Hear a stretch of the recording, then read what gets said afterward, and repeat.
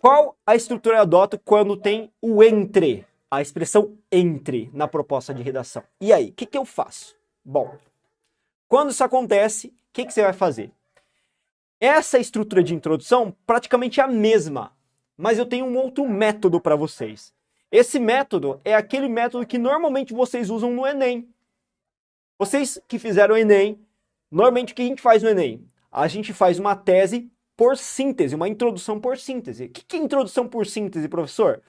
Eu deixo claro no meu último período da introdução, que é a minha tese, claramente aquilo que eu pretendo fazer no desenvolvimento.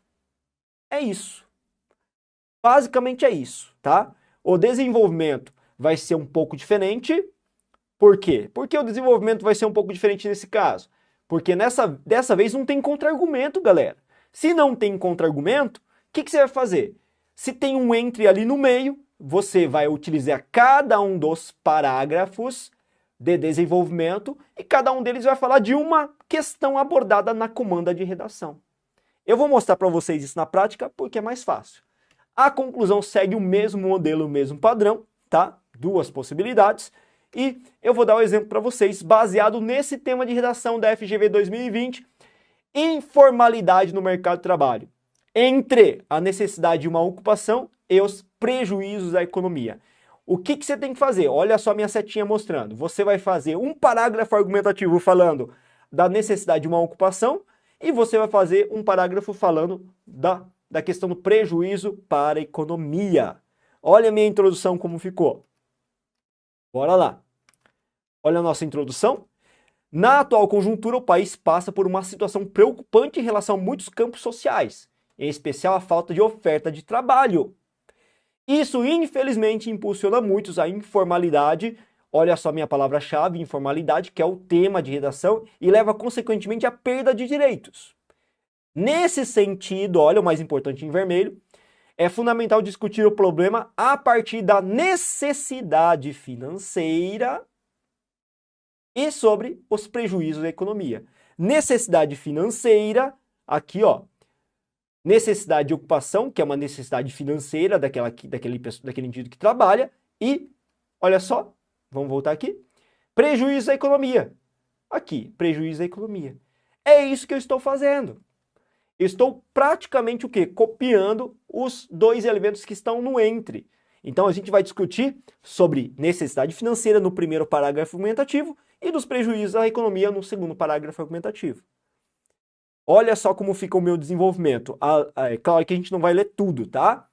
De início, verifica-se que muitos têm a possibilidade de obter a carteira assinada em um trabalho formal, pela necessidade buscam uma ocupação irregular.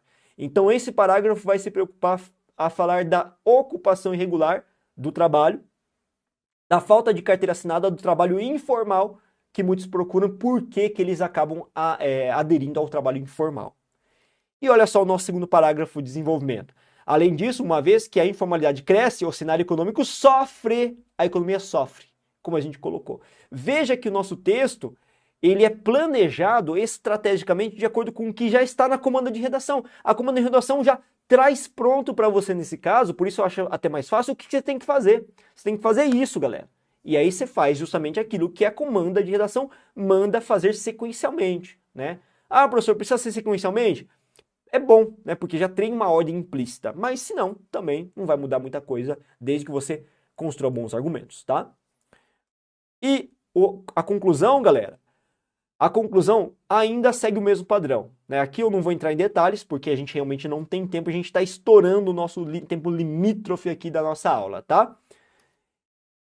E o que eu posso desejar para vocês? Eu não vou fazer leitura, porque, como eu disse, não dá tempo, mas vocês vão ler com calma, tá? Chegamos ao final aqui, eu vou transitar, perguntar se vocês ainda têm dúvidas. Podem trazer dúvidas aqui, né? Eu dou esses minutinhos finais para a gente tirar dúvida, mas o que eu quero deixar bem claro para vocês, seja de uma forma ou outra, vocês têm que carregar na FGV, FGV não, perdão, da FAMEMA, que vai acontecer agora, na próxima semana, aqui em Marília, e algumas outras cidades também que abrem para essa prova vestibular, essas duas perspectivas de tema de redação.